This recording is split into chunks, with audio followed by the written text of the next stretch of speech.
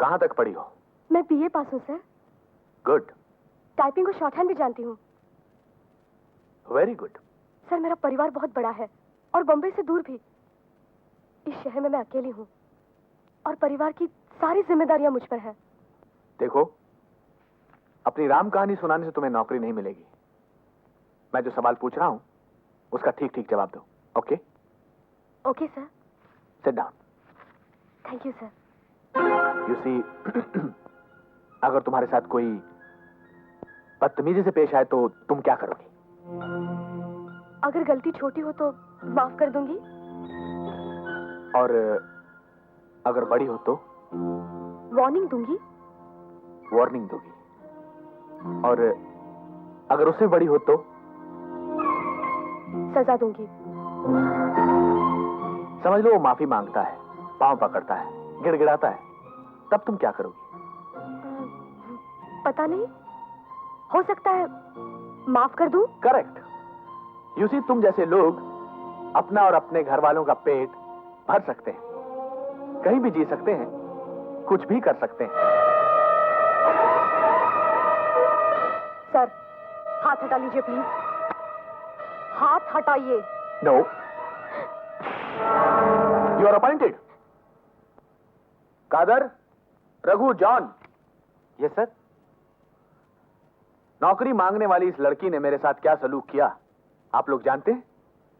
इसने मेरे मुंह पर जोरदार थप्पड़ रसीद कर दिया। क्या? हाँ, इसमें परेशान होने की जरूरत नहीं है। आप लोग नहीं जानते कि मैंने इसके साथ क्या बर्ताव किया। मैंने इसके साथ बदतमीजी की, इसके कंधे पर हाथ रखा तो इसने मुझे थप्पड़ मारा। But she is right, absolutely right. I like her character. लेकिन इस बेचारी को क्या मालूम कि मैं तो एक पतिव्रता इंसान हूं। गैर औरत को हाथ लगाना तो क्या, बुरी नजर से देखना भी पाप समझता हूं। इसको नहीं मालूम कि यह ड्रामा इसका एक इम्तिहान था। जो आदमी जानबूझकर गलती करता है वो दुनिया का सबसे जलील इंसान है, लेकिन जिससे अनजाने में गलती हो जाए वो तो बेकसूर है। अथर्ववेद के 18वें अध्याय के 18वें श्लोक में इस बात का जिक्र है। मुझे माफ कर दीजिए सर। अरे नहीं, माफी मत मांगो। तुम तो बेकसूर हो क्योंकि तुमसे अनजाने में गलती हुई है। और फिर नौकरी में तुम्हें थोड़ा तुम्हारे कैरेक्टर को दे रहा हूं। मुझे यकीन है कि मेरे कारोबार की भी तुम अपने कैरेक्टर की तरह हिफाजत करोगी। कादर, मैडम का मेरे गेस्ट हाउस में रहने का इंतजाम करो। तुम कल से काम पर आ सकती हो। God bless you. जाओ। Thank you very much sir.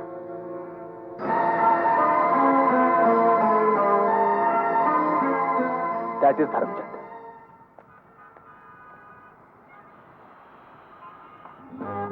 वो वाला, वो नहीं, उस तरफ। अरे नहीं बाबा, काले के पास। तुम्हारी समझ में कुछ नहीं आता। मुन्नी, जो रंग तुम्हें पसंद है वही ले लो, समझे? कौन सा पसंद करूं? ये नीला, पीला, लाल, ये कुछ समझ में नहीं आता। क्यों?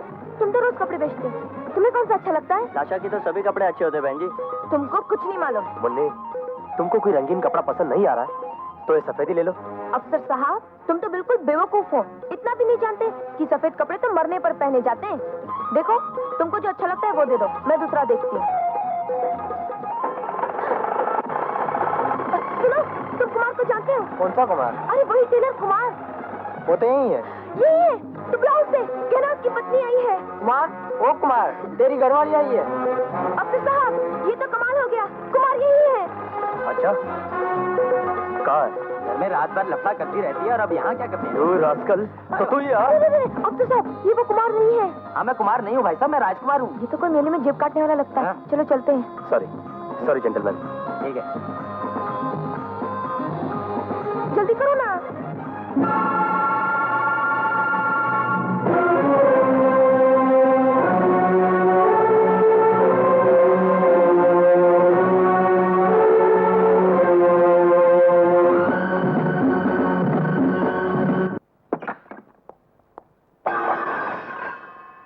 अरे, ये घर है या मैदान जंग?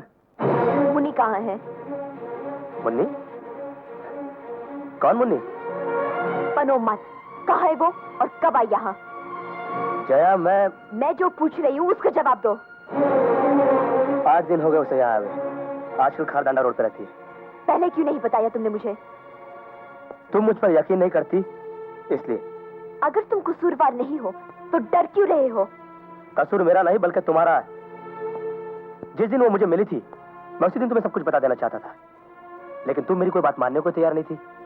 अरे मैं तो उसे यहाँ ला रहा था, लेकिन वो तुम्हारी आदत अच्छी तरह से जानती है। उसने साफ इनकार कर दिया यहाँ आने से। तुम्हारे गांव का कुमार टेलर उसे बहकाकर घर से भगा लाया और उसका रुपया और जेवर लेकर भाग गया। बेचारी मुसीबत में थी, मैंने उसकी मदद कर दी, और कोई मेरा मतलब नहीं उससे।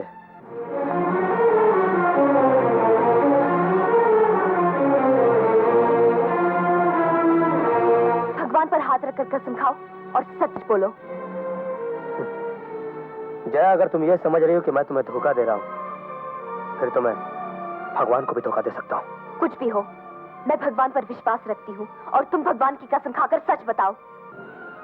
जया, मुझे तुमसे ज्यादा किसी पर विश्वास नहीं, और ना ही तुमसे ज्यादा किसी से प्यार है मुझे। मैं तुम्हारे सर पर हाथ रख के कहता हूँ, मैंने जो कहा है सच कहा है, मेरा विश्वास करो।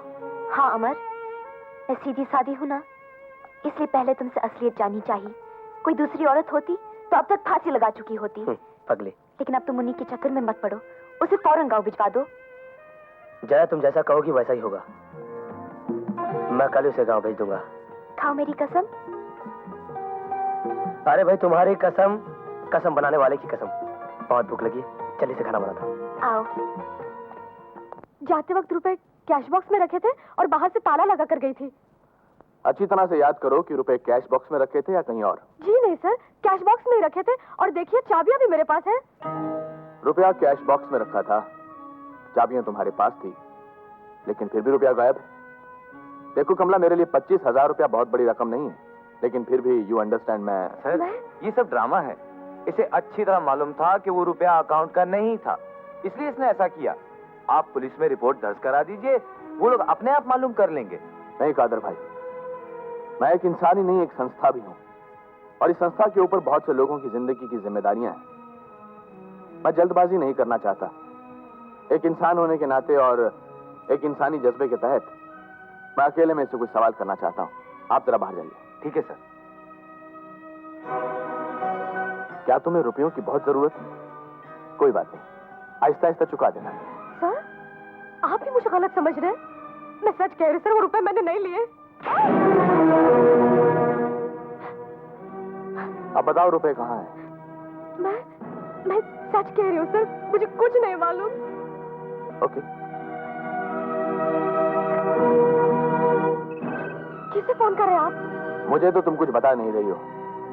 सजा मिलने पर भी चुप हो। ठीक है, पुलिस तुमसे खुद ही पूछ लेगी। नहीं सर, प्लीज ऐसा मत कीजिए। आपने मुझे पुलिस के हवाले कर दिया तो मेरी जिंदगी बर्बाद हो जाएगी।